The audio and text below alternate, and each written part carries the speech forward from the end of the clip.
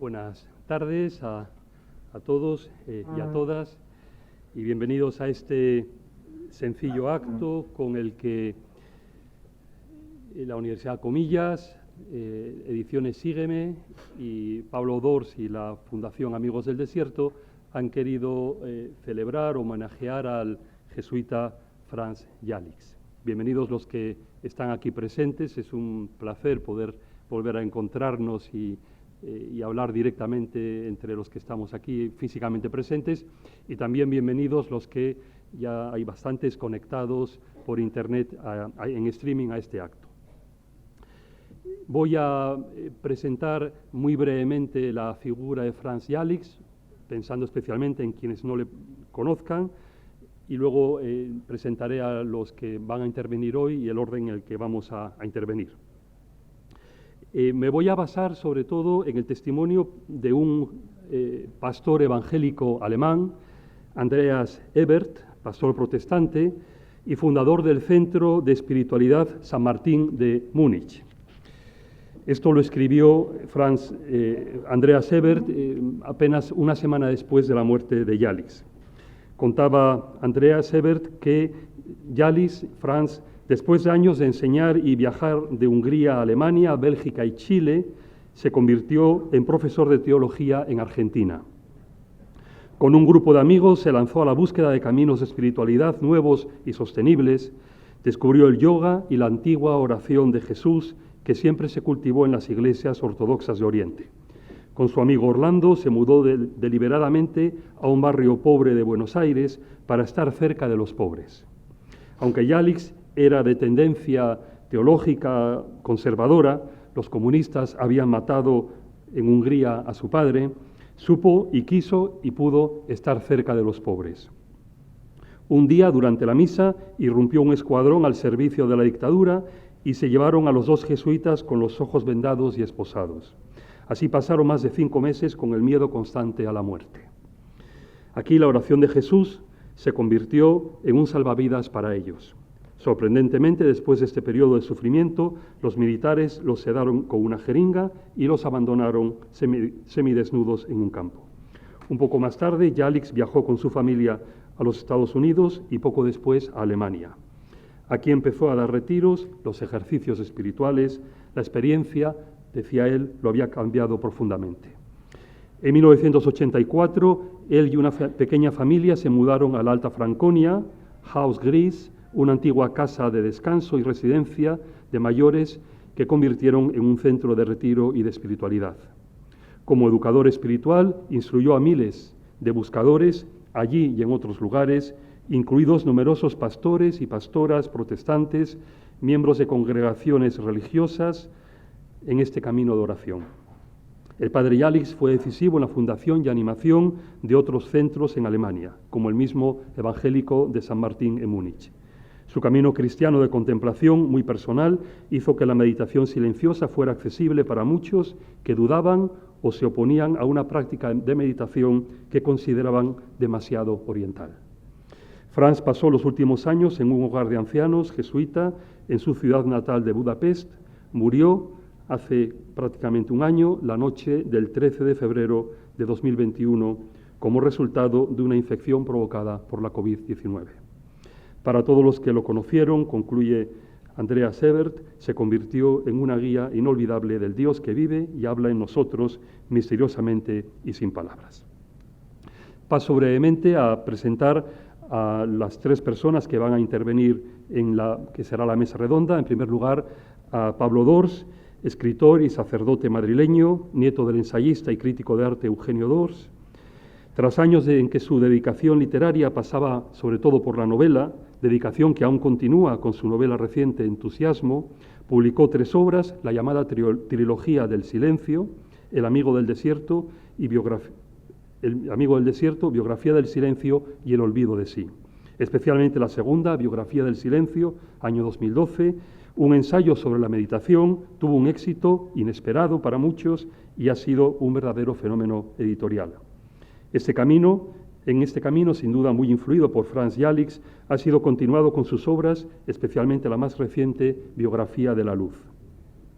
fundador en el 2014 de la Asociación Amigos del Desierto, cuyo propósito es profundizar y promover la práctica de la meditación. Muchos de sus miembros estáis aquí presentes y de nuevo os doy la bienvenida. Pedro Fernández Castelao, nacido en Ribeira en 1975, es profesor de esta Facultad de Teología de Antropología Teológica. Imparte también cursos de Historia de la Teología y diversos seminarios sobre Teología Sistemática y Filosofía. Fue premio extraordinario de licenciatura, doctor en Teología con distinción honorífica, la mejor tesis doctoral de aquel curso, premio a la mejor tesis defendida en la facultad en los años 2007-2009. Licenciado en Filosofía también, con premio extraordinario, está ahora concluyendo, ya va a defender dentro de muy poco su tesis doctoral también en Filosofía. Teníamos mucho interés en que diera también su perspectiva, su visión de una obra eminentemente espiritual, pero también con un trasfondo teológico notable.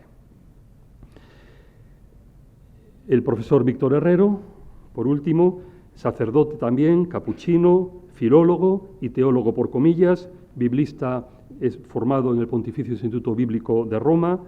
Se doctoró en teología por esta universidad con una tesis sobre la dimensión poética del libro de Job en 2016. Es actualmente profesor de Sagrada Escritura y otras materias. Es experto en franciscanismo y también en poesía, siendo él mismo, y esto lo confieso porque le admiro mucho, un magnífico poeta. Con lo cual tenemos también en él una perspectiva bíblica, franciscana y poética. El orden de la intervención va a ser el siguiente. En primer lugar, Eduardo Ayala, siempre me confundo, Ayuso. Es que nos hemos confundido la invitación con su apellido. Bueno, Eduardo Ayuso, director editorial de Sígueme, quien publica el libro, va a hacer una presentación de este libro y de la colección de las obras completas de Yalix. A continuación, Víctor Herrero intervendrá dando su lectura, su valoración, su visión del libro. Seguirá Pedro Castelao. Por último, intervendrá el editor del libro, Pablo Dors. Tendremos unos minutos para una pequeña interacción entre ellos, comentario, diálogo entre ellos, y dejaremos también al final un tiempo para que el público podáis también intervenir, preguntar, comentar lo que les parezca. Por tanto, ya dejo la palabra a Eduardo que nos presente el libro.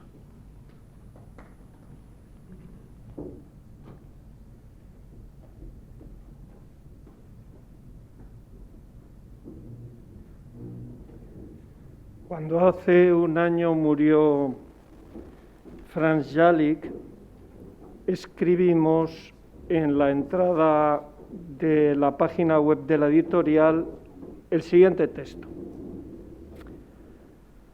Una estancia oscura, impenetrable a lo humano, donde se hace realidad el lema del infierno de Dante: perded toda esperanza.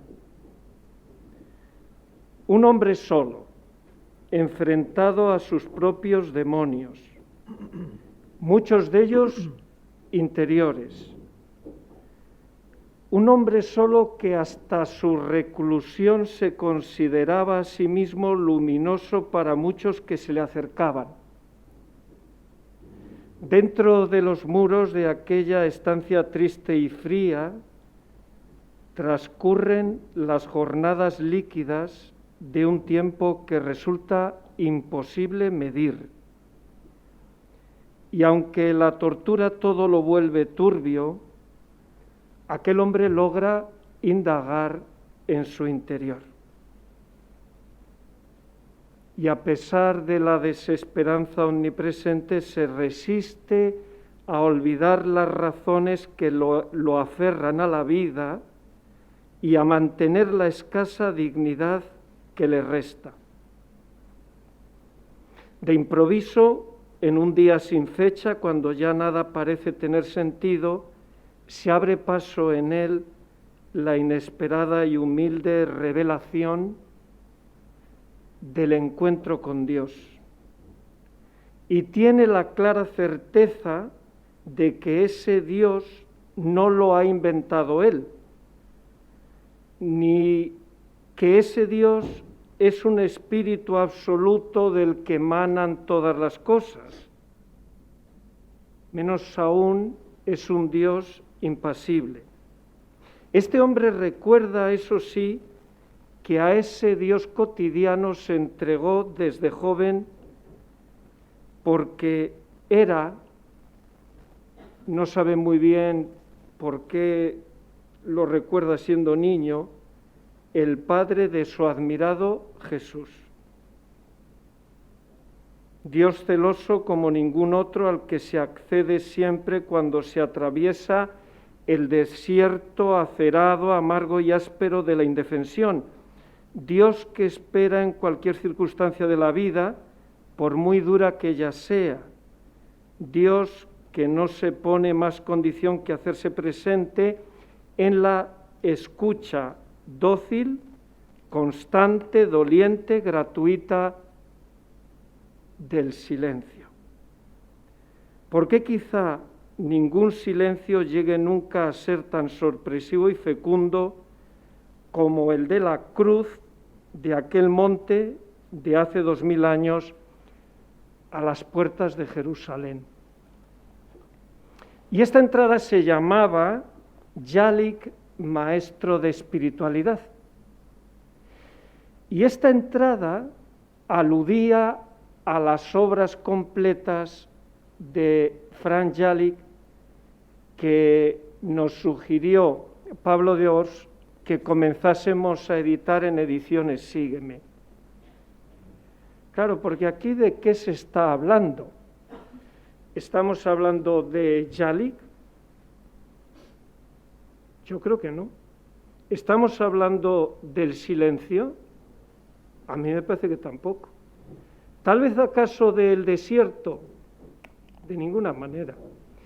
Estamos hablando de lo único importante para Yalik, que es el encuentro con el Dios de Jesucristo.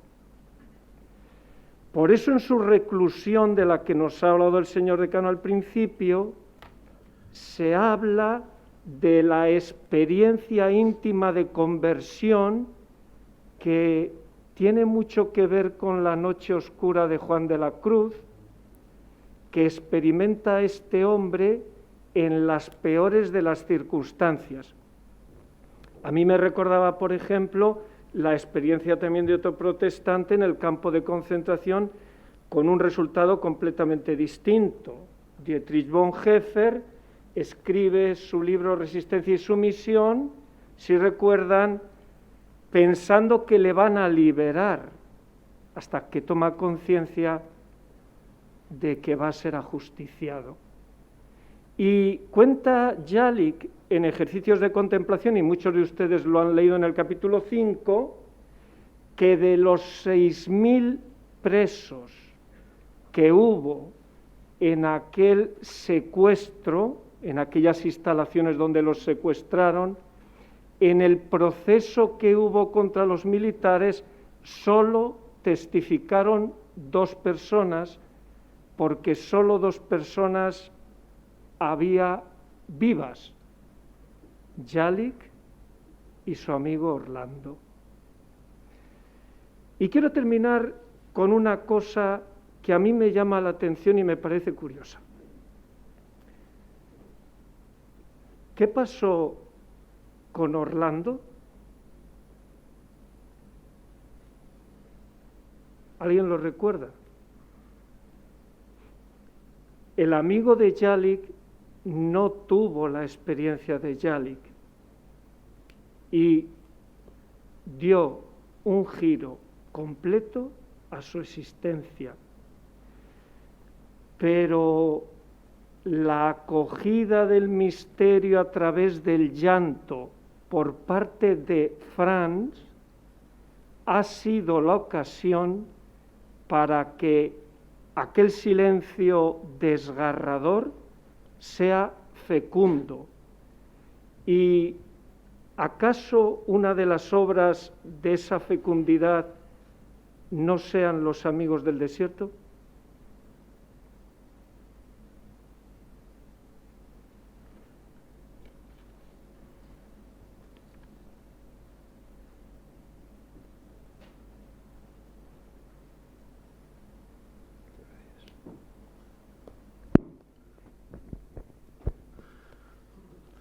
Paz y bien a todos y a todos.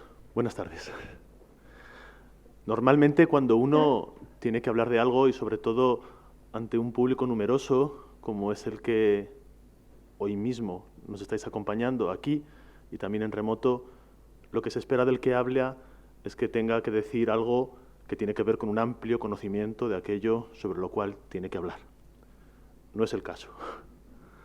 Lo cual quiere decir que esto tiene una primera consecuencia, y es que yo no soy especialista ni en este autor ni en su obra. Y esto creo que es un demérito, algo que no es positivo. Sin embargo, creo que esto propicia algo que puede ser positivo, y es que el que habla, que es el mismo que ha leído la obra, es inocente con respecto al conocimiento, en este caso, la ausencia del conocimiento que tiene del autor. Esto quiere decir que el que va a hablar es uno que sin saber nada, no estar predispuesto ni positiva ni negativamente ante aquello que se le invita a leer, lo ha leído y da razón sincera, honesta, ingenua también, de aquello que ha leído. Yo he señalado algunos puntos que son el resultado íntimo de mi lectura, convencido de que solamente la intimidad es aquello que merece ser compartido. Lo primero que he experimentado pasando las páginas de este Escuchar para Ser, de esta obra que hoy presentamos, es algo semejante a lo que el poeta Walt Whitman nos decía cuando prologaba poéticamente sus Hojas de hierba, que son las obras, su vida entera convertida en obras completas, continuamente en progresión.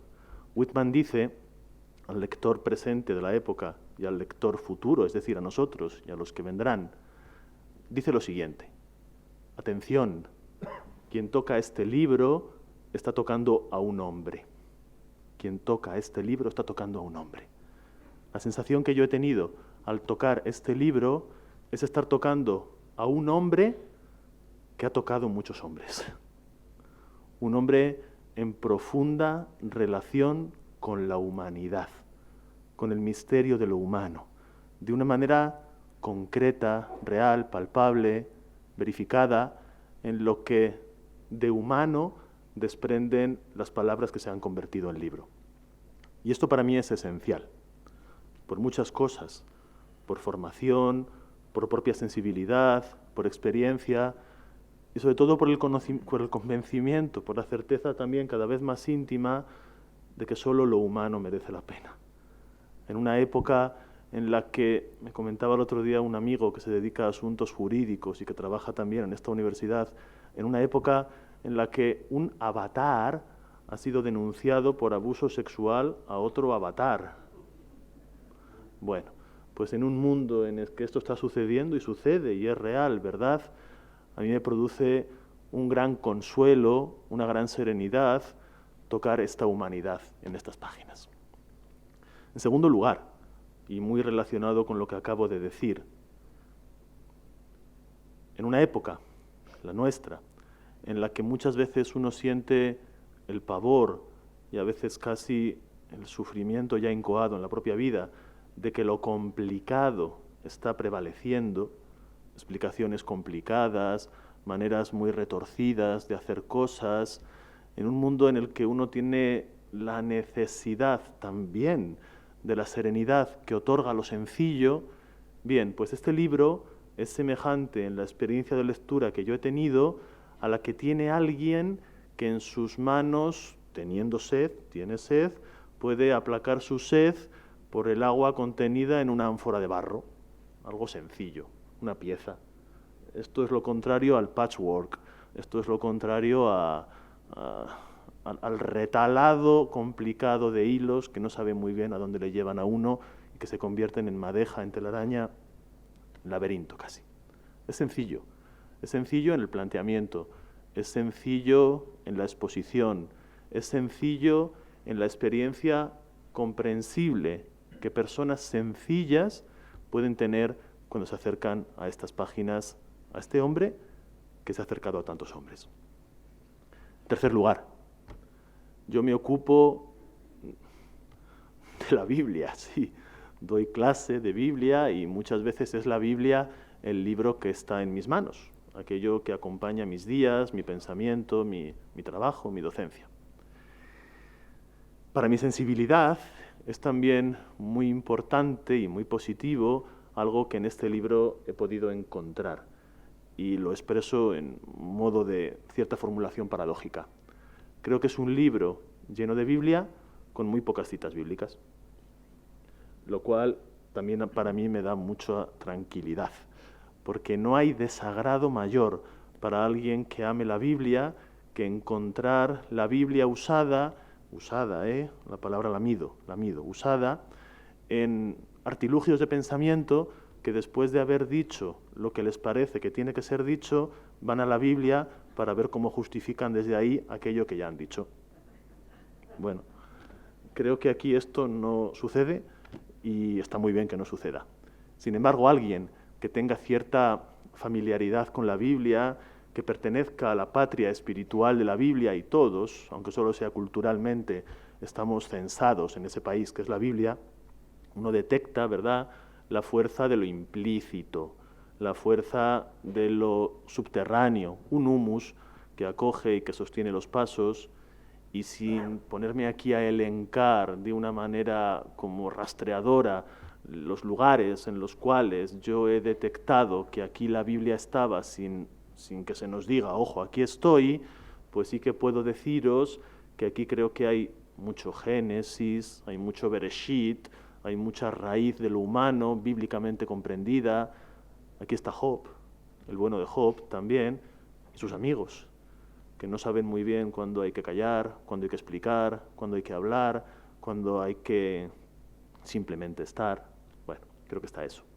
Por supuesto que está Jesús de Nazaret y la mirada que las personas que han construido su vida a partir de la mirada de Jesús han convertido después en textos evangélicos, y creo que hay algo que es lo más importante de todo, y es que en este libro se recoge, bueno, lo que el italiano se llama el filo rosso, esa urdimbre secreta que convierte palabras en códice, ¿verdad?, que convierte en algo en un conjunto. Y eso es esto mismo, una sensibilidad, un modo de ser, una sensibilidad humana. Voy acabando. En cuarto lugar, este libro, para mí, está lleno de bondad. Bondad. Platón decía que un libro, cualquier libro, es una criatura que alguien pone en el mundo, en el cosmos, y que en el momento en que uno lo deposita, ¿verdad?, y lo deja, pues esa criatura es autónoma. Hace, dice cosas, y como cualquier acto y cualquier dicho, provoca, tiene consecuencias. Por eso hay que pensarse muy bien las cosas que hay que decir, y mucho más las cosas que hay que escribir, y todavía mucho más las cosas que hay que publicar, porque es una responsabilidad, ¿verdad?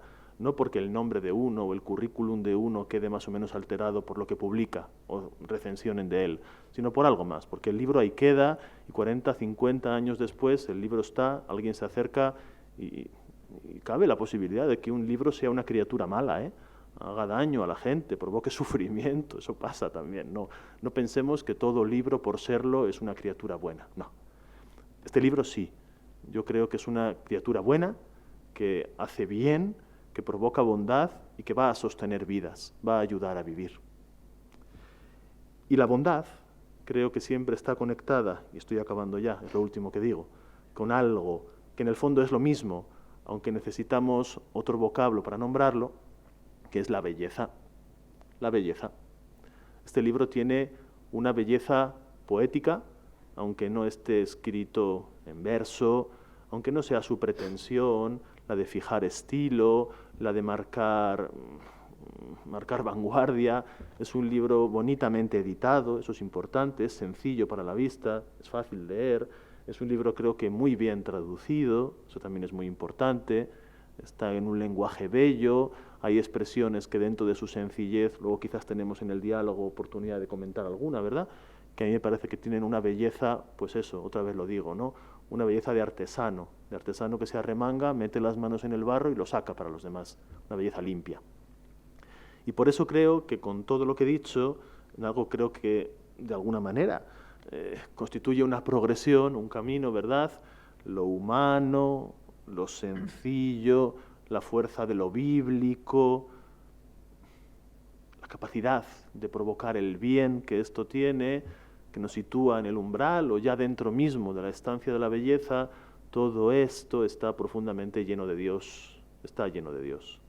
Y si bien es cierto que para entender en la lógica de la vida del autor, en la lógica de la vida de Jalik, en la lógica de la propia obra productiva también del autor, habrá que ir desde ejercicios de contemplación hasta escuchar para ser, desde cómo se concibe a Dios hasta cómo se propone la relación con el hombre. Yo diría, quizás esto lo podemos comentar, que no es tampoco mal camino el camino contrario. Es decir, ver cómo esto se le pone en las manos de un hombre para decir, con esto relaciónate con los seres humanos. Y a partir de ahí ir hacia la otra vía, que es la misma, que nos hace comprender cómo un ser humano se ha puesto en profunda relación con Dios. Gracias.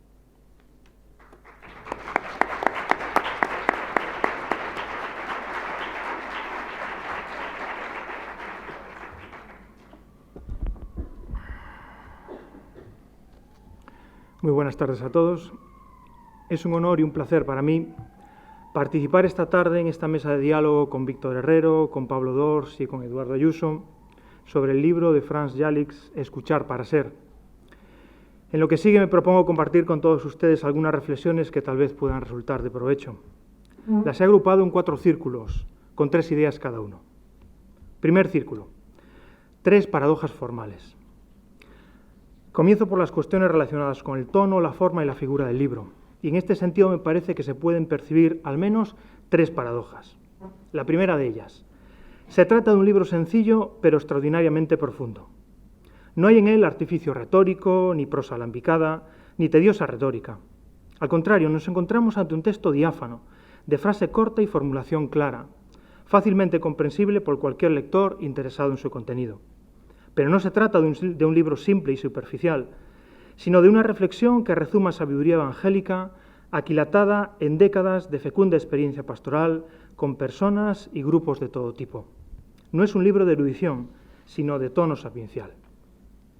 Segunda paradoja, se trata de un libro ameno, pero extraordinariamente serio. Se lee con mucho gusto y sus páginas traslucen una luminosa alegría y un inteligente sentido del humor, especialmente perceptible en los numerosos casos prácticos que se narran, como por ejemplo el de aquella señora que, de hecho, por atenderla, obliga al autor a suspender una clase de la universidad. Una señora que pide su consejo en un asunto, no le deja decir ni una sola palabra en todo el encuentro y termina yéndose sinceramente agradecida porque efectivamente su mudo interlocutor le ha resuelto el problema que traía. Pero también es un libro extraordinariamente serio, porque en cada uno de sus capítulos el lector es enfrentado con la cuestión más decisiva que plantea toda evangelización. ¿Cómo es posible transmitir hoy el Evangelio como acierto? ¿Cuál es la forma adecuada de dar testimonio de él? Tercera paradoja. Se trata de un libro eminentemente práctico, pero con una carga extraordinariamente teórica, aunque oculta. En efecto, uno de los valores más destacables de esta publicación consiste en que el autor nos propone un camino que él mismo ha recorrido. No se trata, por tanto, de una exposición de ideas para ensayar en un momento posterior, sino del fruto vital de esas ideas ya ensayadas, corregidas, ampliadas y contrastadas por una rica experiencia práctica. Este caminar es preponderantemente acción pastoral concentrada, a la luz de lo que dice el autor, en tandas de ejercicios, acompañamiento espiritual, participación en animaciones de diferentes grupos parroquiales, retiros, docencia universitaria, etc.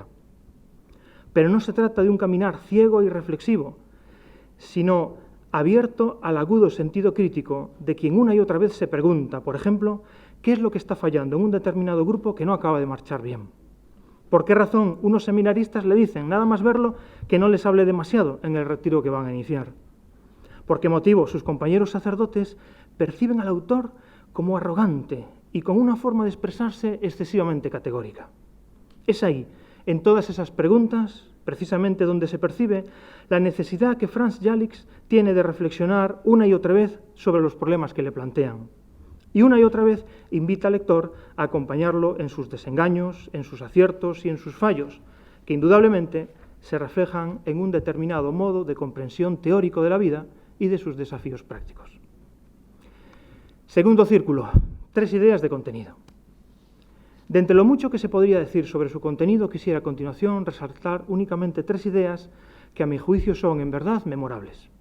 Primera idea, la escucha profunda y el arte del reflejo. Cuando planeamos encontrarnos con alguien, lo habitual es que pensemos más o menos qué le vamos a decir. En este libro, Franz Jalics nos propone una inversión completa del planteamiento, de manera que en lugar de estar centrados en nosotros y en nuestros pensamientos, salgamos de nosotros mismos y reflexionemos sobre cómo vamos a escuchar a nuestro interlocutor. Es aquí donde tal vez puede tener sentido esa frase tan común que en determinadas circunstancias hace que seamos todo oídos. Jalics aboga por la escucha profunda. ¿Qué es la escucha profunda? Ese tipo de apertura que nos hace acoger en nuestro interior no solo las palabras que escuchamos o la vivencia concreta que se nos comunica, sino también a la propia persona y al mundo que vive el sujeto ante el que estamos. Con ayuda de Carl Rogers, Franz Jalics nos ofrece el instrumento que en su experiencia mejor posibilita este tipo de escucha, el reflejo, es decir, la devolución neutra de la vivencia recibida que asegura al que habla que está siendo comprendido por quien le atiende. Esa devolución que posibilita, sin forzar, la continuación y profundización en lo narrado por parte de quien está narrando. Segunda idea de contenido, los procesos de acompañamiento y la autonomía. Jalics nos dice una y otra vez que sin escucha profunda y sin el arte del reflejo no es posible un acompañamiento espiritual en el que se facilite que el acompañado crezca de forma autónoma y encuentre por sí mismo la solución a sus problemas. Según parece, la clave no está en transmitir unos determinados contenidos de fe o en convencer a nuestro interlocutor de la falsedad de sus convicciones con la intención de que adopte las nuestras. Se trata, mejor, de compartir experiencias de vida en una dinámica en la que el acompañante ha de aprender a situarse en un segundo plano y ceder todo el protagonismo del encuentro al acompañado.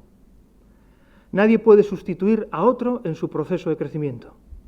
Podemos abonar la tierra, regar la planta y favorecer su contacto con la luz del sol, pero no podemos ni gobernar la interacción de las raíces con los nutrientes, ni intervenir en la fotosíntesis. Ni podemos ni debemos, ya que la vida espiritual debe potenciar nuestra propia capacidad de análisis de lo que nos pasa, debe fortalecer nuestra propia voluntad para afrontar las dificultades y debe transformar nuestra propia mente para poder hacernos cargo del peso de nuestra propia vida. Y todo proceso que anule, mengüe o nos debilite en estas dimensiones debe ser considerado como espiritualmente nocivo. De ahí que haya que evitar las relaciones en las que se delega y se traspasa el peso de la propia conciencia a instancias supuestamente superiores que, en el fondo, quebrantan nuestra autonomía sometiéndonos en asimetrías heterónomas. José Ramón López de la Osa lo dijo un día admirablemente. Lo que pasa con nuestra conciencia es similar a lo que sucede con nuestra tarjeta de crédito. Si la gestionamos nosotros, podemos administrarla razonablemente bien. Si nos la gestionan otros, corremos el riesgo de que nos arruinen. Por eso Jalics insiste tanto en favorecer la autonomía del sujeto y la responsabilidad propia en la búsqueda de soluciones. Tercera idea en el círculo del contenido, la actitud alterocéntrica, la contemplación y la práctica. Estrechamente relacionado con esto se encuentra su insistencia en la actitud alterocéntrica y en la contemplación. Se trata de poner al otro en el centro de mi visión, mi voluntad y mi pensamiento. Se trata de abrirme de tal modo a su presencia que acontezca una verdadera inhabitación de él o ella en mí. Para que tal cosa se produzca, Jalics nos invita a usar la imaginación y nuestra sensibilidad social, de modo que podamos adentrarnos en su mundo subjetivo y podamos percatarnos de matices y pormenores que pasan completamente desapercibidos en las relaciones superficiales. Es en esa apertura y en esa mutua inhabitación cuando empieza a ser posible el verdadero diálogo entre iguales, realidad esta para la que el autor nos dice que están absolutamente incapacitadas las personas autoritarias. Es importante subrayar algo que el autor también indica, y cito una frase de la página 52. Saber en teoría que hemos de tratar al otro de igual a igual, no significa automáticamente que seamos capaces de hacerlo. Hasta aquí la cita. Es necesario ejercitarnos en la práctica de la teoría para que la teoría pueda llegar a ser, de verdad, verdad nuestra. Tercer círculo. Tres principios teológicos subyacentes.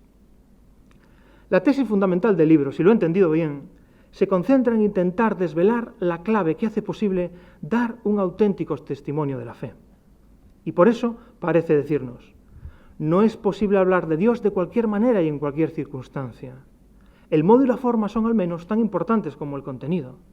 Y esto de tal manera que si no se trabaja un terreno propicio y horizontal, en el que sean posibles la escucha profunda, el diálogo sereno, la acogida incondicional y el sosiego espiritual, es preferible dejar el anuncio explícito para mejor ocasión.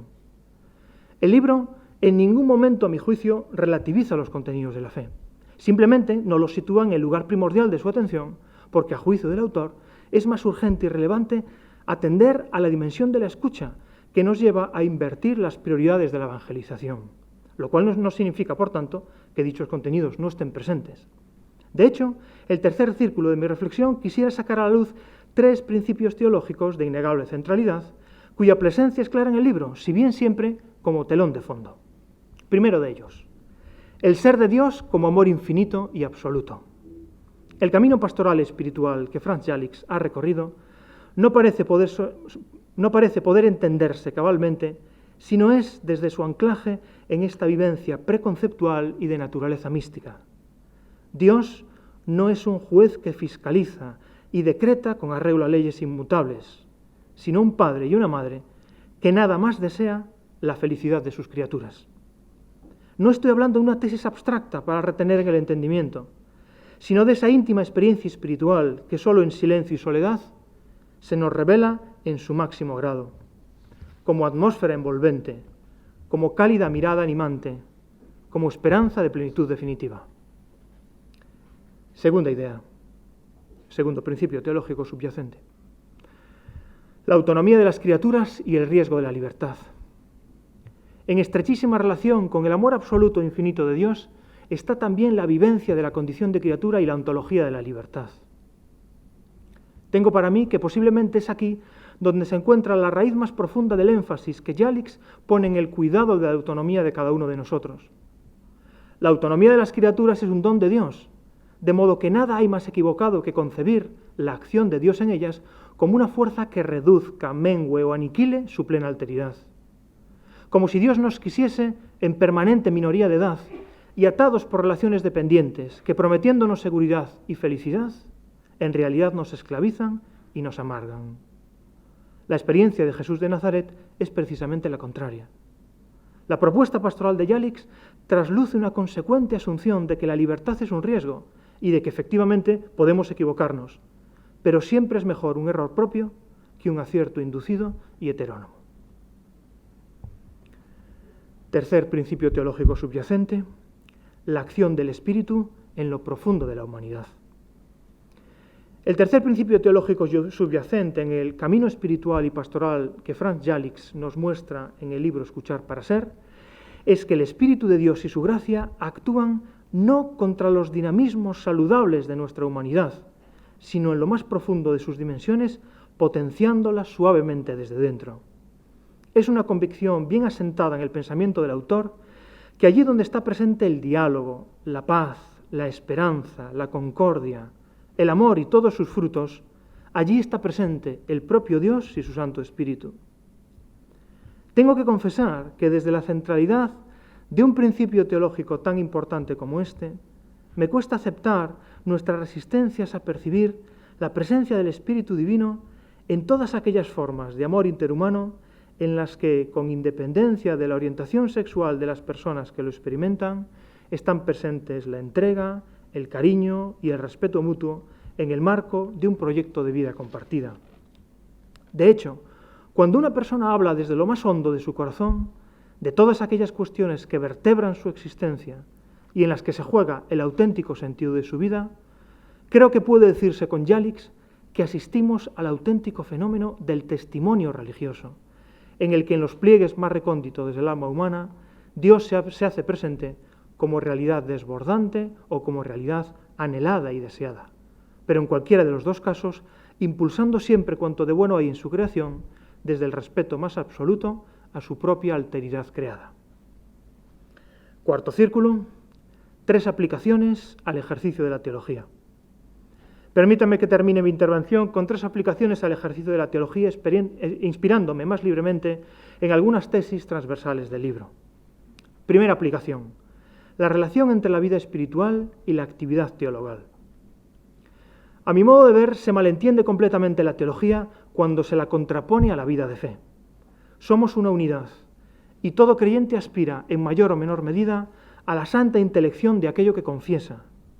Es común citar el anselmiano fides quaerens intellectum, la fe que busca comprensión, pero es que es completamente cierto.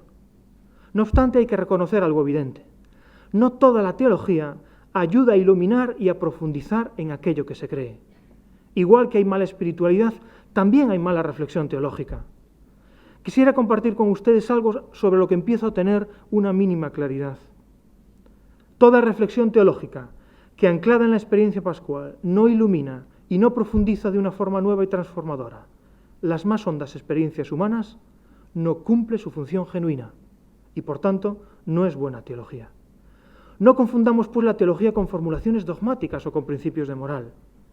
La teología es el análisis de la síntesis de la fe que la Iglesia confiesa en el credo, pero no se ejercita con el mero entendimiento, sino con la profundidad de la razón creyente. Esa que conecta con los dinamismos volitivos, anhelantes y sufrientes más hondos de nuestro yo. La actividad teologal tiene, pues, que estar al servicio de la vida espiritual y de la praxis, para poner palabras allí donde impera la realidad que supera y trasciende toda palabra y toda acción. Pero la vida espiritual y la vida práctica también necesitan ser formuladas, pese a ser en el fondo inefables, para poder ser vividas en el espacio y en el tiempo. Silencio y palabra son, en consecuencia, 2 caras de una misma moneda. Y si la verdadera teología procede y termina en el silencio contemplativo, tratemos, pues, de conectar la teología recibida con el misterio del que proviene. Al intentarlo veremos qué teología lo permite y hasta lo desea, y qué otra teología, en verdad solo aparente, se nos deshace entre los dedos como hojas secas de un otoño ya pasado. Segunda aplicación, el trasfondo biográfico de toda reflexión teológica y la dimensión eclesial, comunitaria y social. La verdadera teología se realiza siempre en primera persona y depende de la pericia del teólogo su capacidad para camuflarse tras reflexiones ajenas, citas y citas a pie de página. Cuando digo en primera persona no me refiero a la omnipresencia de un yo explícito en la forma de expresión, sino al trasfondo biográfico de un itinerario intelectual que es necesariamente el de uno y no el de otro. De forma paradójica, sólo cuando la reflexión teológica es auténticamente de uno mismo, puede cumplir su esencial función comunitaria, eclesial y social. Un teólogo que, excluyéndose a sí mismo del empeño, escribe teología para otros, pero no para sí mismo, solo puede engendrar manuales de teología, pero nunca ensayos de teología creativa. Los ensayos de teología deben nacer de la necesidad de clarificarse, primeramente a sí mismo, cuestiones confesadas en la fe de la Iglesia, que sin embargo ni se entienden fácilmente ni resulta sencillo conectarlas con la vida espiritual y pastoral. Solo cuando tal cosa se intente y finalmente se consigue, se está en condiciones de ofrecer el resultado a toda la comunidad creyente y a toda la sociedad.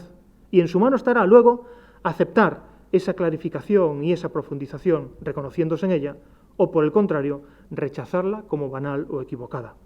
Pero el teólogo no puede sino ofrecer, como Jalics, el camino que previamente él mismo ha debido recorrer. Tercera y última aplicación: la teología sistemática y los dogmatismos. El tercer y último aspecto que quisiera señalar muy brevemente en relación con el ejercicio de la teología inspirado en el pensamiento de Franz Jalics es el rechazo completo de cualquier tipo de dogmatismo.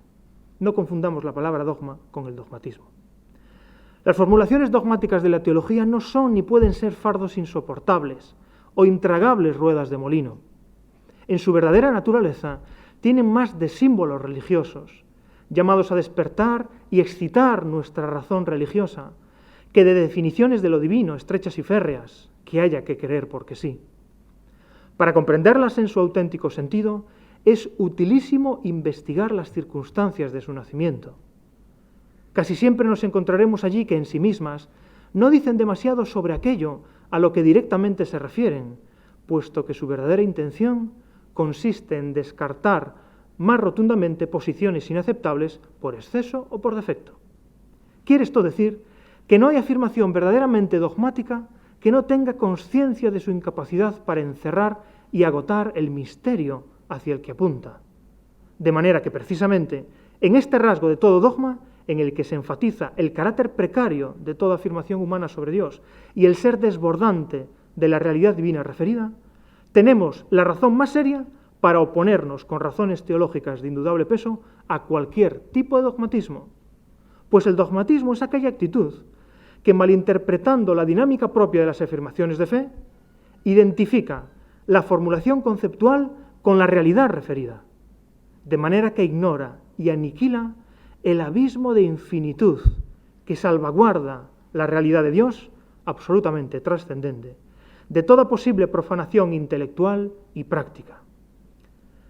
Quien, ignorando la verdadera teología, que siempre es teología espiritual, está poseído por el espíritu del dogmatismo, se aferrará a definiciones conceptuales como quien adora a un becerro de oro, y creerá defender la fe verdadera cuando condene a todo aquel que sea consciente del carácter simbólico y remitente de toda afirmación verdaderamente teológica.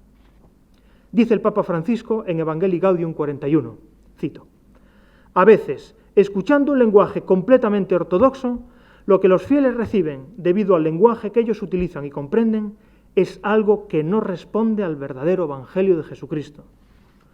Con la santa intención de comunicarles la verdad sobre Dios y sobre el ser humano, en algunas ocasiones les damos un falso Dios o un ideal humano que no es verdaderamente cristiano.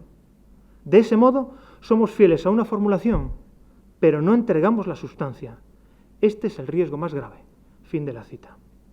Me parece que el pensamiento de Franz Jalix se sitúa en plena sintonía con esta apreciación.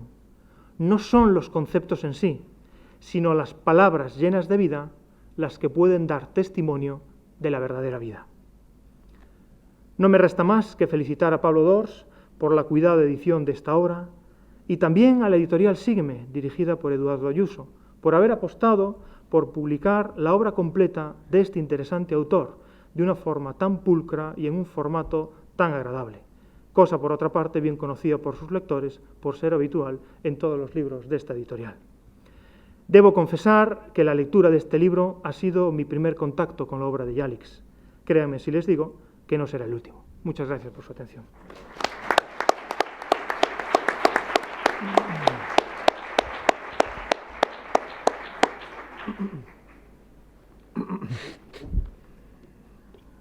Buenas tardes. ¿Qué tal estáis? Bueno, me da mucha alegría poder estar aquí con todos vosotros y quiero agradecer de manera especial a la universidad y a mis compañeros de mesa esta presentación tan bonita y tan, no sé, tan enjundiosa, ¿no?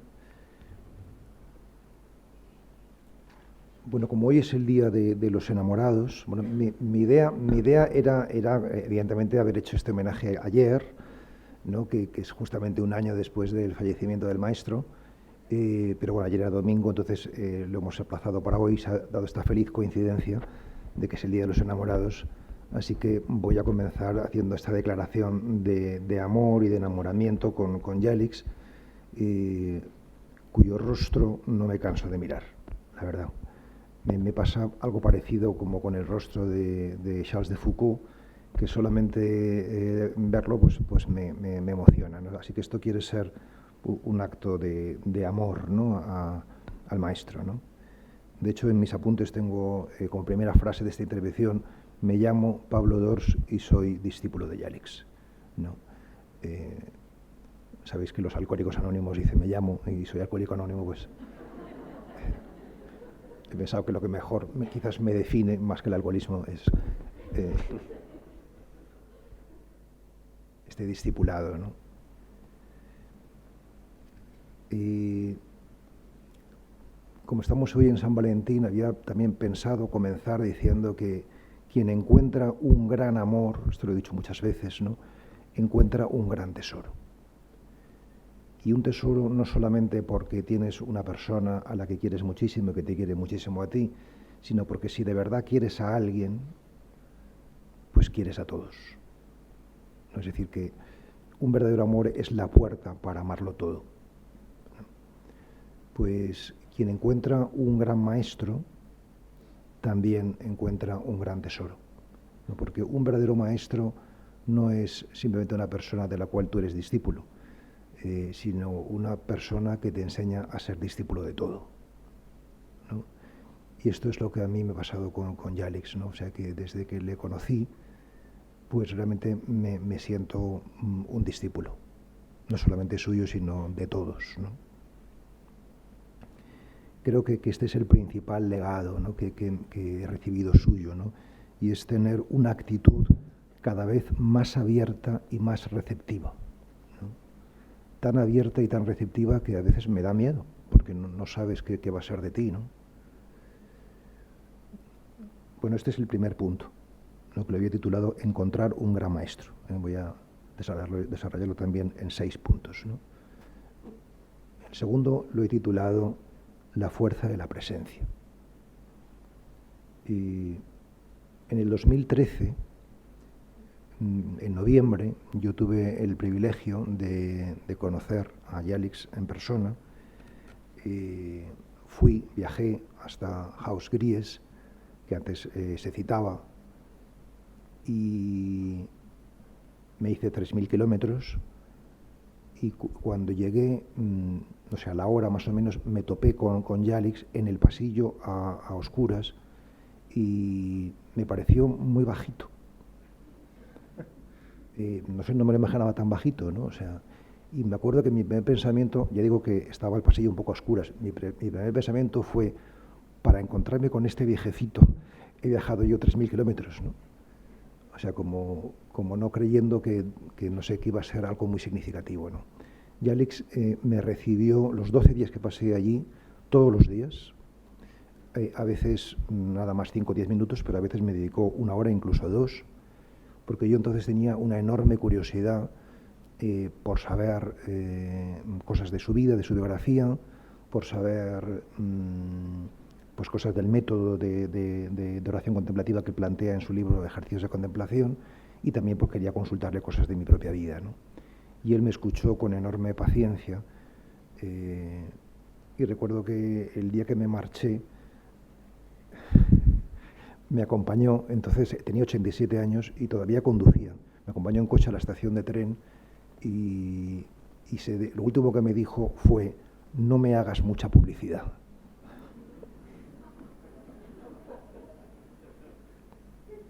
Bueno, en estas conversaciones que me dedicó, que me atendió, me escuchó, pues yo después de cada conversación tomaba notas de todo lo que me iba diciendo, que me parecía que era muy, muy luminoso, me parecía que era muy, muy interesante, pero me propuse no leer las notas que me daba hasta que llegase a Madrid de vuelta, ¿no? Y entonces me pasó una cosa que, para poder entenderlo, lo he contado en alguna ocasión también, tendría que remitirme a contaros una anécdota que, según dicen, verídica, de Oscar Wilde, el famoso escritor, que él decía que las ideas más brillantes se le ocurrían por la noche, ¿no? Y entonces tomó la costumbre de colocarse una libreta en la mesita de noche, ¿no? Y entonces una mañana, para apuntar las ideas, ¿no? Y una mañana se despertó muy contento porque sabía que había tenido una gran idea por la noche, y entonces por la mañana pues vio la libreta y leyó la gran idea que había tenido por la noche, que había apuntado, y era esta: chico conoce chica. Esta era la gran idea, ¿no? Pues cuento esto porque a mí, con las notas que tomé a raíz de las conversaciones con Yalix, me pasó, salvando las distancias, un poco lo mismo, ¿no? O sea, que cuando las tomaba las notas me parecieran muy brillantes y muy luminosas, pero cuando las leía en casa, pues me parecían, en fin, bastante comunes, o sea, que no me llamaba la atención, ¿no? O sea, de manera especial. Entonces fue a partir de ahí cuando empecé a comprender que lo interesante de Yalix no era tanto sus ideas, por buenas que pudieran ser, sino la fuerza de irradiación que tenía al transmitirlas, ¿no? La fuerza de su presencia, ¿no? Con esto paso al tercer punto, que he titulado simplemente sentarse, ¿no? Esta fuerza de la presencia es algo que suya, ¿no? Es algo que yo pude comprobar haciendo los ejercicios contemplativos con él, porque la tarea que Jelics desarrollaba en estos ejercicios era mínima, pero determinante. O sea, él hacía muy poco. O sea, llegaba a la sala, se sentaba y a menudo no hacía nada más, solo sentarse, ¿no? Es verdad que alguna vez hablaba, pero muy poco, ¿no? Entonces, lo cierto es que la sala de meditación o la sala de la palabra, cuando él estaba presente, era totalmente diferente que cuando no estaba, ¿no? Entonces, yo tuve que preguntarme cuál era el secreto, ¿no?, de este hombre que simplemente por estar presente, pues ya la cambiaba todo, ¿no? Porque realmente yo también, desde entonces y todavía hoy, querría para mí una cosa así, o sea, es decir, llegar a un retiro, sentarme y no tener que hacer nada más, ¿no? O sea, ¿no? O llegar a una conferencia, sentarme y ya está, ¿no? O sea, que es lo que él conseguía, ¿no? O sea, con una enorme capacidad de condensación, de síntesis, de presencia, ¿no? ¿Cuál es la conclusión de esto? Pues que el trabajo espiritual no consiste en hacer, sino en ser, ¿no? Y Jelics lo había conseguido. No tenía que hacer nada más. La pregunta, por supuesto, es ¿cómo lo había conseguido? Cuarto punto, los dos secretos son el mismo, así lo he titulado. Este libro, Escuchar para Ser, da la respuesta a esta pregunta, ¿cómo lo había conseguido Jelics?, en el mismo título. Escuchar fue el camino para Jelics para ser. Quizá no haya otro camino. Si queremos ser, hemos de escuchar. Yo he pasado muchos años, una década prácticamente, fascinado con este libro de los ejercicios de contemplación, que posiblemente es su obra magna, y en él, como ya sabéis muchos de los presentes, ¿no?, pues Jelics enseña su método de meditación, que es una propuesta muy concreta, muy articulada para escuchar a Dios, ¿no? Como este libro prácticamente desde que cayó en mis manos yo no lo he soltado, me acompaña a diario, ¿no?, pues leyéndolo y practicándolo, pues me pareció que entendía las claves biográficas y teológicas de la obra del maestro, ¿no? Me familiaricé mucho con el método, lo he enseñado, fundamos Amigos del Desierto precisamente a partir de esta propuesta de meditación suya. Incluso me atreví a acuñar una expresión que yo creo que resume toda su propuesta de meditación. La meditación para Jelics es redención en la conciencia, ¿no? Es decir, que yo pensaba que todo esto yo lo tenía bastante integrado y asumido, pero de todo su legado me faltaba comprender al menos la otra mitad, ¿no? Y esa otra mitad es escuchar para ser, donde Jelics hace ver de forma tan sutil como eficaz que él no se pasó la vida solamente escuchando a Dios, sino también acompañando y escuchando a los demás, ¿no?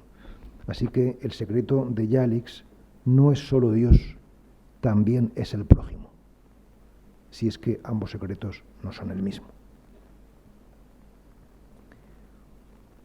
Quinto y penúltimo punto, un manual de escucha. Yo he leído muchos manuales de escucha terapéutica y más en general sobre la relación de ayuda. Me he preocupado por renovar mi formación intelectual y práctica, porque la tarea pastoral siempre ha estado en el horizonte de mis intereses.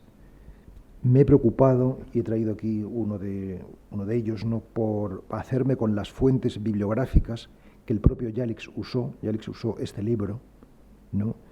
No solamente Carl Rogers, que lo cita mucho, ¿no?, sino otros libros secundarios como este, de Godin, titulado Cómo establecer el diálogo pastoral. Lo he traído porque yo creo que es la fuente de la que él bebió más directamente, hasta el punto que muchas veces escuchar para ser me ha parecido una reescritura de este libro, como una versión actualizada de este texto, ¿no? Lo cual no me extraña porque los libros nacen de los libros, ¿no?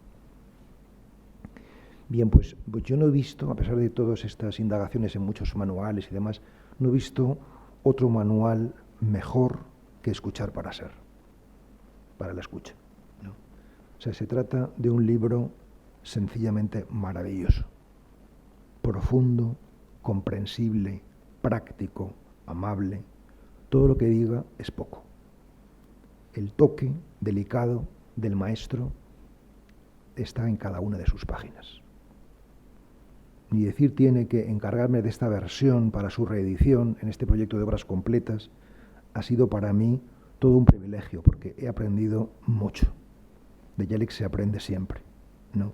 Y me parece alucinante cómo se puede decir tanto en tan pocas páginas. O sea, cómo encierra su magisterio tanta sabiduría, ¿no? Tengo escrito aquí en mis apuntes: al principio uno al leerlo se descubre, quita el sombrero, pero luego directamente se arrodilla. Digo también aquí, no es pasión de discípulo, Jalics es sencilla y llanamente el mejor maestro de escucha, o al menos que yo he conocido, ¿no? Por eso probablemente también fue un gran meditador. Los dos viajes, el de escuchar a los demás y el de escuchar a Dios, le condujeron al mismo punto, que es la luz. Y con esto termino el último punto, sexto: el ser no se acaba, así lo he titulado. Quiero terminar estas palabras diciendo que yo vi su luz, tuve esa suerte y esa responsabilidad. Al tenerlo frente a mí, tuve la certeza de que el silencio lleva a la luz, y mi vida quedó marcada por ese binomio. Más aún, tengo la certeza de que en mi encuentro con él recibí lo que en la jerga espiritual se conoce como la transmisión. Porque hay actos de transmisión más o menos formales, como el reconocimiento del Satori o Kensho de un discípulo zen por parte de su maestro, por ejemplo, o con la misma ordenación sacerdotal católica, que en cierto sentido también es un ritual de transmisión. Pues yo sé positivamente que esa transmisión, no formalizada, pero real, me la dio Jalics en mis encuentros con él en aquel noviembre de hace unos 10 años, ¿no? Y prueba de ello es que desde entonces hasta ahora mi vida ha dado un vuelco y ha quedado partida en dos. ¿Cómo lo hizo? Es fácil decirlo. Me escuchó y creyó en mí.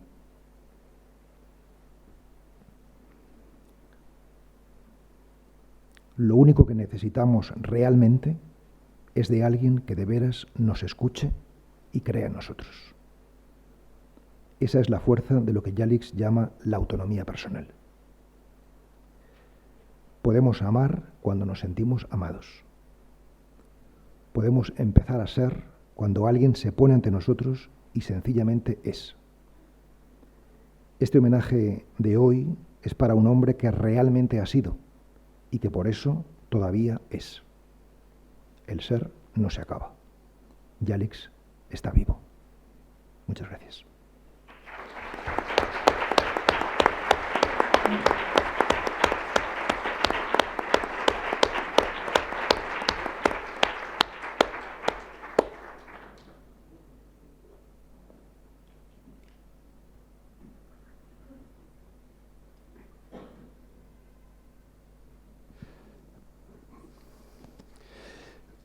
Muchísimas gracias, Eduardo, Pablo, Pedro y Víctor. Yo creo que hemos tenido el gusto y el placer de asistir a un acto de una profundidad y de una belleza auténtica y admirable. Y yo creo que todos salimos de aquí hoy un poco enamorados o mucho de Jalics y un poco de vosotros también. Bueno, son las 8:05.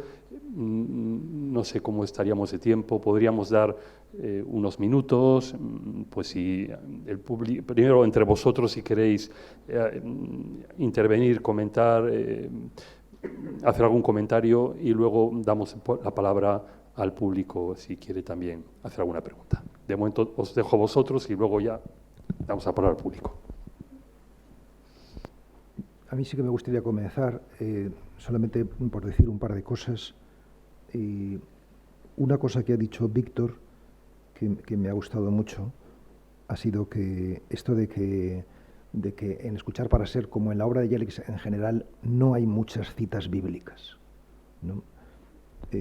A mí también esto me gusta mucho, ¿no? O sea, porque siempre he tenido la impresión de que tanta gente que pone las citas bíblicas, pues lo hace, como tú has dicho, para justificar, ¿no? O sea, que efectivamente nos ajustamos al canon, ¿no?, bíblico, ¿no?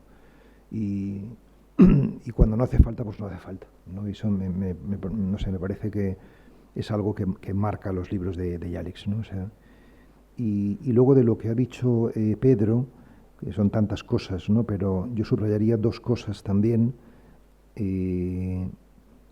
Una, esto de cuáles son las prioridades de la evangelización, ¿no? O sea, que Jelix efectivamente no está obsesionado por el contenido de la evangelización, ¿no? O sea, por qué es lo que se anuncia, ¿no?, sino más bien por la persona que tenemos delante, por a quién anunciamos, ¿no? Y me parece que es una clave pues esencial. O sea, si no tenemos en cuenta la persona que tenemos delante, pues el contenido no sirve para nada, puede ser valiosísimo y no sirve para nada, ¿no? Y yo creo que Jelix nunca perdía de vista quién era la persona que tenía enfrente, ¿no? Y confiaba, ¿no?, que efectivamente pues lo esencial iba a ir saliendo, ¿no?, si uno sabía estar presente, ¿no? Y luego la segunda cosa, que es algo que yo también pretendo en mis propios libros y que tú lo has detectado en este libro y que yo creo que es una marca del maestro, ¿no?, es que es un libro, como todos los suyos, enormemente sencillo pero enormemente profundo, ¿no? Esta combinación entre la profundidad y la sencillez, yo creo que es lo que nos llena el alma, ¿no?, y es lo que necesitamos, ¿no? Agradeceros vuestras palabras. Bueno, yo muchas cosas. Estoy aquí escribiendo hasta que se ha quedado sin tinta el boli. Buscaba aquí otro, ya no he podido anotar más, pero lo cual casi era una indicación de que más que escribir tenía que escuchar, ¿no? Bueno, una cosa que a mí me ha... cuando lo leía, pero ahora escuchándoos a vosotros también, ¿no? El título, Pablo, lo pones tú. El título lo pones tú, ¿no? Y es un buen título. Titular es bautizar, ¿no? Y bueno, la criatura tiene un nombre, por ahí va. Yo creo que está muy bien. Pero me parece que en el fondo el título tiene que ser entendido incluso al revés. Es decir, escuchar para ser, en el fondo, escuchando lo que decís, ¿no?, y escuchando lo que yo mismo he leído, me parece que en el fondo lo que nos quiere decir es que la vida, el ser, es escuchar sin por qué. Es decir, escuchar para ser o ser para escuchar. Y después nada más. Simplemente eso. Bastante es eso, ¿no? No sé qué os parece. O sea, es algo así como que, dando la vuelta al título, captamos más lo que la propia obra nos dice y nos sitúa de lleno en algo yo que creo que es muy bueno y que está aquí presente, que es la existencia puramente gratuita, hinam, que se dice en hebreo, ¿no? No hay por qué. No hay por qué. Es decir, yo me pongo delante de alguien y le escucho, incluso independientemente de que mi escucha le transforme, le acoja, sino porque mi ser está llamado a escuchar, porque vivir es escuchar, no sé. Sí, yo te diría nada más que, o sea, para mí fue un desafío enorme buscar un título. El título original es Aprendiendo a compartir la fe, ¿no?, que bueno, es un título que también es hermoso, ¿no?, pero un ejercicio que yo he intentado hacer, y estoy intentándolo, ¿no?, es, digamos, formular con la máxima fidelidad posible el legado de Jelix a un lenguaje que sea, respetando, ¿no?, su sensibilidad, pues digamos lo más afina a nuestros oídos, ¿no?, y a nuestro corazón, ¿no? Y di muchas vueltas al título y me parece que tanto la palabra ser como la palabra escuchar, yo creo que están entre las 4 o 5 más importantes que él utiliza, ¿no? Y en ese sentido, yo espero que él desde el cielo lo apruebe, este título, ¿no? También en el ejercicio anterior que hice de versión de una obra de Yalix, esta vez no publicado en Sígueme, pero se publicará si Dios quiere en el futuro. El título original era El acompañamiento espiritual en los evangelios y yo lo puse Jesús Maestro de Meditación, ¿no? que yo creo que también tiene más fuerza, ¿no? Y en definitiva también es fiel, ¿no? a dos palabras o tres palabras que para él son fundamentales, que es Jesús Maestro y Meditación, ¿no? Y esto que planteas, pues me parece muy bonito, ¿no? O sea, que efectivamente, ¿no? Escuchar para ser, pero ser también para escuchar, ¿no? O sea, creo que, bueno, pues que nos hace pensar, ¿no? Una de las cosas importantes también que a mí me han sorprendido bastante en el libro, porque me esperaba, digamos, a lo mejor otra cosa y no un talante tan práctico, porque el propio autor dice que este libro hay que volver sobre él y leerlo más veces, no se da por satisfecho simplemente con una lectura, porque no es un libro que nos hable, digamos, a la cabeza, al entendimiento, para retener ideas, recordarlas y más o menos no. Es un libro que llama a la práctica, y a la práctica para ejercitar lo que le parece que es el hallazgo fundamental, con la ayuda del acompañamiento, el reflejo, y, digamos, primar, digamos, lo pasivo sobre lo activo, que es de alguna manera la tendencia que nos sale a todos cuando queremos acompañar a alguien, escucharle, aconsejarle, hacer bien, y entonces uno está activo y está pensando en cómo responder, dar una solución, iluminar a las cuestiones que efectivamente nos llegan. Y lo que nos propone Yalix a mí me sorprendió, porque efectivamente decía, pero me lo explicaba a mí mismo, yo con mis alumnos tengo una actitud de escucha, de receptividad, pues no estoy tan seguro. No, os lo digo de verdad, porque es que leía el libro y cuando voy a clase voy pensando en qué les voy a decir, en la hora de clase que tengo y en lo que he preparado y en lo que no sé qué y no sé cuánto. Entonces, luego pensaba, si vienen, pues están, si no vienen, pues me da igual. ¿Por qué? Porque estoy centrado en mí, en lo que tengo que decir, en cómo recordarlo, en cómo transmitirlo de forma adecuada, en ser preciso, en tal. Pero, y esto me ha hecho cambiar la perspectiva. Me ha hecho cambiar completamente la perspectiva, porque si invertimos efectivamente el polo de la relación, pues la relación entre teoría y praxis tiene otra visión. Y por eso veía en este libro no solo una reflexión, sino, digamos, un libro para ejercitar. Sí. No, yo te quiero decir que, o sea, nosotros en Amigos del Desierto lo estamos leyendo mes a mes, ¿no? Capítulo a capítulo, y es decir, porque estamos aprendiendo, estamos intentando practicar, ¿no? O sea, incorporar, integrar, ¿no? Todas estas enseñanzas, ¿no? Y sí que os puedo decir, a los que no estáis en este proceso de integrar estas enseñanzas, que si ya leerlo y entenderlo resulta, pues no sé, luminoso y llamativo, practicarlo y empezar a vivirlo es la bomba. O sea, realmente, ¿no? O sea, te abre un mundo. Pues yo sé que aquí sé positivamente que aquí hay gente que lo está practicando en sus terapias, en sus relaciones de escucha, en sus acompañamientos, y realmente es muy, muy transformador. O sea, es que realmente tiene razón, ¿no? Cuando dice, esto no es para leerlo, sino es para vivirlo, ¿no? De eso se trata, ¿no? O sea, que es un libro de vida, como tendrían que ser los verdaderos libros, ¿no? A mí también, por alargar un poco algo que creo que en el libro ya está, ¿verdad? Quizás como de soslayo, como marginalmente, pero que está presente de una manera importante, yo creo, ¿no? Y que yo creo que esto nos invita a contemplar, es que lo que aquí se dice, que es fruto de lo que aquí se ha vivido, no queda restringido solamente a relaciones asimétricas, en la cual alguien viene para que yo le escuche, o para que yo le diga, o para que yo le enseñe en una clase, o le dé la homilía del domingo, ¿no?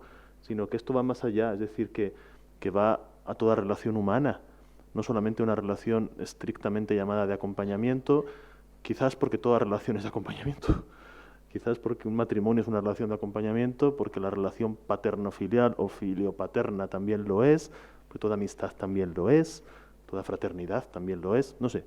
Si vosotros esto lo habéis visto también así, que no es solamente un manual para los que quieren acompañar a otros, o los que, pues también estaría bien, es un manual también para los que quieren ser acompañados, ¿no? Que que también le podría decir al acompañante, usted acompáñeme como aquí está escrito, ¿no? De la otra manera, estaría bien. Pero también hay otra horizontalidad, ¿no? No sé. Yo en este sentido tengo que decir que efectivamente no solo en relaciones de acompañamiento, yo después de leer el libro, estar preparando estas cosas, dije voy a probarlo en casa. Y lo probé. Sí, tengo 3 hijos, uno de 15, una niña de 13 y uno de 11. Y el problema que tenemos siempre es que hablan los 3 a la vez, continuamente, y entonces probé lo de la escucha profunda y lo del reflejo. Por separado, ¿eh? Por separado. Y funciona. Y funciona. De hecho, normalmente cuando uno llega a casa y pregunta, y en la pregunta va pues algún comentario, me limité únicamente a sentarme, probablemente no con la presencia de Yalix, pero desde luego, sí, a sentar y a no hacer nada. Ahora sí.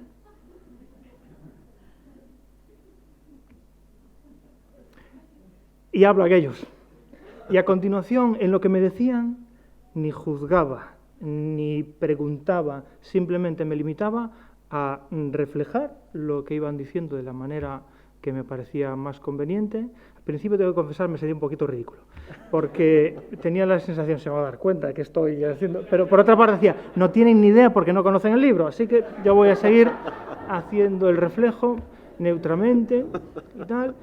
Y de verdad, doy testimonio de que funcionó, de que me contaron cosas, una gran... pero de una experiencia en la que sí, se abren más si me callo que si yo les hablo. Yo veo muy importante esto que has dicho, Víctor, ¿no? De que no es efectivamente solamente para relaciones terapéuticas o fin pastorales, sino para la vida cotidiana, ¿no? O sea,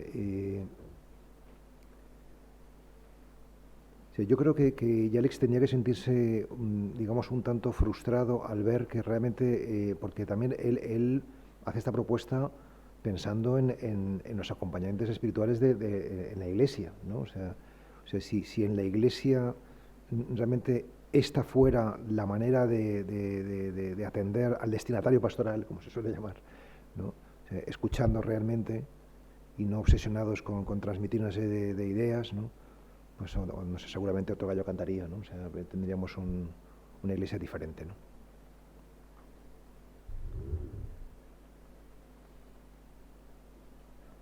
Yo no sé si ha llegado la hora del público, ¿no? De que a lo mejor, si queréis decir alguna cosa, a lo mejor 10 minutos podemos tener, no lo sé.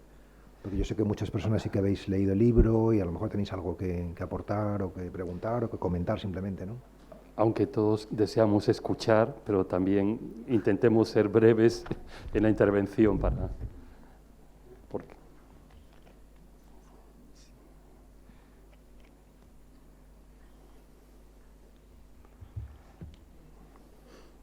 Ahí hay una pregunta. A ver. Yo es una pregunta totalmente práctica y es cómo se podría participar en esta lectura colectiva con Amigos del Desierto. La pregunta que iba a hacer en origen era cómo puedo meditar con Amigos del Desierto, pero después de ya la lectura ahora ya quiero meditar, pero también quiero hacer la lectura colectiva. Bueno, de hecho nosotros, aquí hay muchísimos Amigos del Desierto, o sea que bueno, yo creo que más de la mitad de la sala son Amigos del Desierto. Bueno, nosotros lo que hacemos justamente es 2 actividades, seminarios y foros. Los seminarios son para aprender a meditar y los foros son para aprender a escuchar. O sea, la idea del foro no es una formación teórica o teológica o una serie de contenidos que también hay, ¿no? O sea, sino realmente aprender a escucharnos, ¿no? Bueno, yo creo que en estos años que llevamos algo hemos crecido, sí, pero queda mucho, ¿no? No sé, luego a la salida pues seguro podemos hablar y te contamos cómo hacemos, ¿no? Buenas noches y muchas gracias por la presentación y por las palabras de los 4 ponentes. La verdad que ha estado muy bien. La pregunta es para Pablo Dors, y es la siguiente. Tú antes comentabas que en la obra de Yalix hay 4 o 5 palabras claves y que escuchar y ser son 2 de ellas. Claro, la pregunta es clara, ¿no? Esas otras 2 o 3 palabras, ¿cuáles son? Sí. Gracias. No sé, voy a decirte unas cuantas, no sé si son 2 o 3, pero unas cuantas que para mí son fundamentales, ¿no? O sea, en Yalix. Desde luego, atención, consciencia, respiración, afán de rendimiento, redención, perdón, disposición al sufrimiento, naturaleza, vida cotidiana, escucha, ser. Y ya con eso tenemos un buen vocabulario, ¿no? Por ahí irían yo creo que las más importantes. No sé si me dejo alguna importante. Vacío, ¿no? Sombra también, luz, ¿no? Unidad.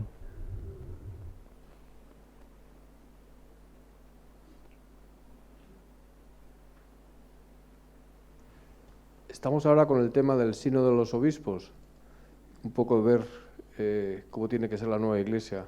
Me ha parecido escuchar que a lo mejor la Iglesia sería distinta, no sé si se aplicara más. ¿Qué diría Yalix si estuviera vivo? O me imagino que se ha muerto hace un año, pues algo tendría que decir de la Iglesia actual.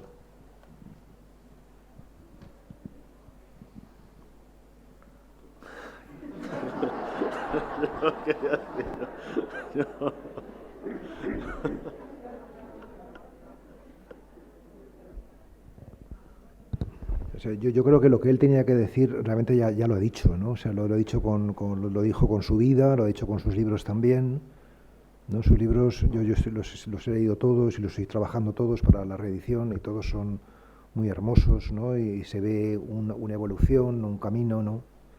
O sea, yo leyendo a Yalix completo me hago cargo de que no solamente era un gran maestro, sino que realmente era un gran pastor, ¿no? Es decir, que realmente tenía una preocupación por llevar las almas a Dios. O sea, este era el sentido de su vida, ¿no? O sea, conocer a Dios y llevar a las almas a Dios, ¿no? O sea, yo creo que lo que Yalix tendría que decir a la Iglesia se podría resumir seguramente en estas 3 cosas, ¿no? Que una primera cosa es todos buscamos a Dios. Todos buscamos a Dios, de un modo o de otro. Tenemos ese anhelo, ¿no? Aunque mucha gente no lo llame así. Esa sería la primera cosa que recordaría la Iglesia, ¿no? O sea, todos buscamos a Dios. La segunda cosa que le diría, y que de hecho le dijo, ¿no? Es que la propuesta que hace la Iglesia no está funcionando. O sea, hay algo que no se está haciendo bien, o que no estamos haciendo bien, ¿no? Las personas de Iglesia, ¿no? Y tercera y última, hemos de ofrecer un camino muy sencillo, para que podamos encontrar a Dios, ¿no? O sea, que lo que nos ha hecho alejarnos de él, pues es la complejidad, ¿no? O sea, de la propuesta cristiana, ¿no? Pero que tiene que ser un camino muy sencillo y, a ser posible, directo. Es decir, que la gente podamos experimentar directamente, de forma inmediata, ¿no? El misterio de Dios. Y esa es su propuesta de meditación, ¿no? O sea, todos tenemos un anhelo, no lo estamos haciendo bien, hay que hacer un camino sencillo, ¿no? Y esa es la meditación, ¿no?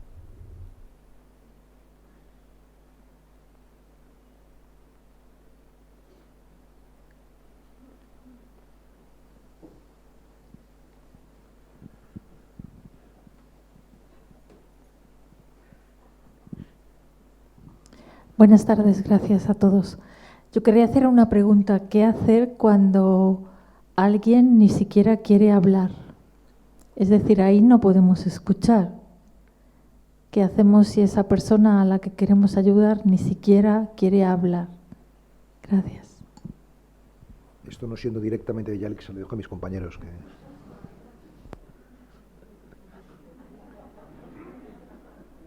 Pues ser, ¿no?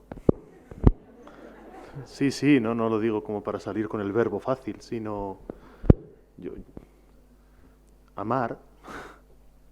Para amar no hay que hablar, para amar tampoco hay que escuchar, quizás purificar la propia presencia en el sentido de que ese no querer, su no querer hablar, que uno le imposibilita el escuchar, a uno también le purifica en el darse cuenta de que no está ahí para ayudar, sino para ser.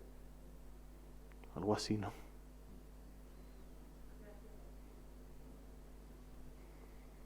¿Qué hay otra pregunta?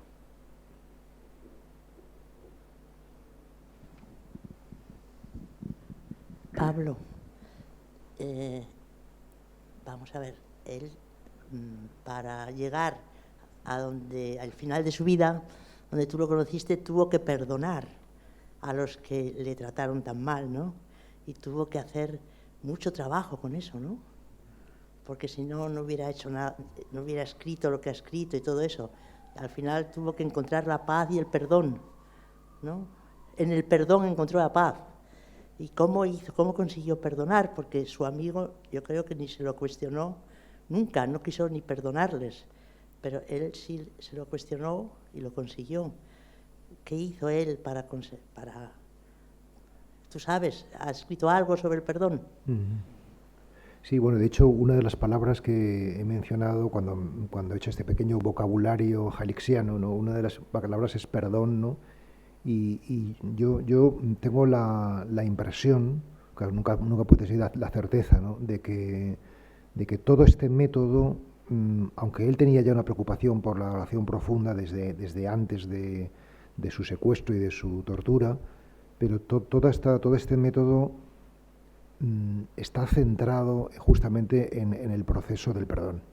O sea, que si él no hubiese vivido una experiencia traumática tan fuerte, pues seguramente no habría gestado y parido estos ejercicios de contemplación, ¿no? O sea, que eso es lo que está detrás, ¿no? O sea, que tuvo que hacer esta experiencia, ¿no? de perdonar, ¿no? Y os voy a contar algo que, bueno, no sé si debo contarlo. Es que, bueno, no sé tampoco hasta qué punto, sobre todo el perdón, hasta qué punto realmente es verídico, pero si alguna vez escribo algo sobre Yalix, desde luego este sería el punto de partida, ¿no? O sea, pero no sé si, o sea, a mí me llegó por una buena fuente, una fuente fiable, pero esto no sabré nunca, creo que nunca lo sabremos si realmente fue verídico o no, ¿no? O sea, sabéis que Yalix tuvo un proceso de pérdida de la memoria, ¿no? de Alzheimer, ¿no? Y entonces perdió la memoria, ¿no? O sea, y entonces me contaron que iba perdiendo la memoria, como suele suceder, de lo más reciente a lo más remoto, ¿no? O sea, primero se olvidaba de lo que había pasado antes, ¿no? Y así de manera paulatina y progresiva, ¿no? Y me dijeron, ya digo que esto parece un poco de ciencia ficción, que como su memoria iba para atrás, ¿no? Pues llegó un momento donde se olvidó que había perdonado. Y esto no es una teoría, sino que realmente empezó a escribir libros, ¿no? O sea, en fin, textos, donde ya no traslucía el perdón, sino otras actitudes diferentes, ¿no? O sea, pero como luego siguió perdiendo memoria, pues ya no pudo terminar esos textos y gracias a Dios quedaron sin publicar, ¿no? Porque si no, pues seguramente, pues a lo mejor la imagen que tendríamos de Yalix sería muy diferente, ¿no? Pero ya digo que esto no sé hasta qué punto es algo realmente histórico o apócrifo, ¿no? Creo que tenemos tiempo quizás para una última pregunta. Había al fondo una que alguien levantaba la mano, pero... Se lo pasamos a la otra persona, si queréis, ¿no? Bueno, yo quería saber simplemente en qué consiste el reflejo en la escucha. O sea, así brevemente. Preguntas en qué consiste el reflejo en la escucha.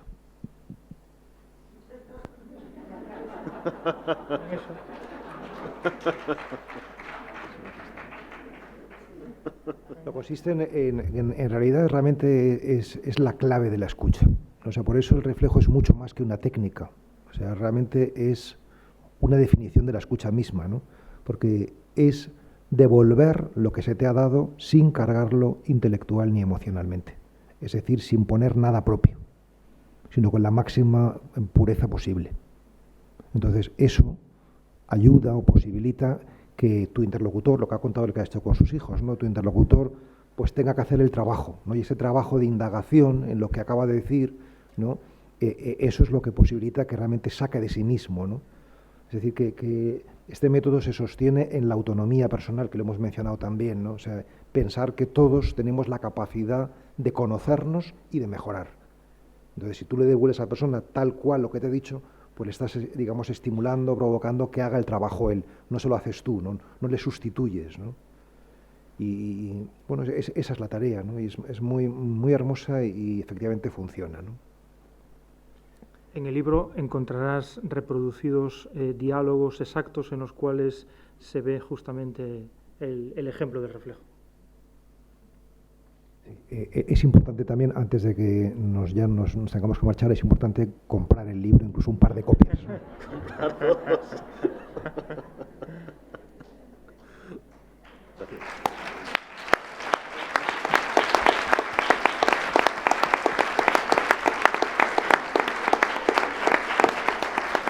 Bueno, pues muchas gracias. Ha sido un placer poder acoger este homenaje a un jesuita en una universidad jesuita que precisamente intenta continuar este legado y profundizar en él de muchos modos. Gracias y buenas noches a todos.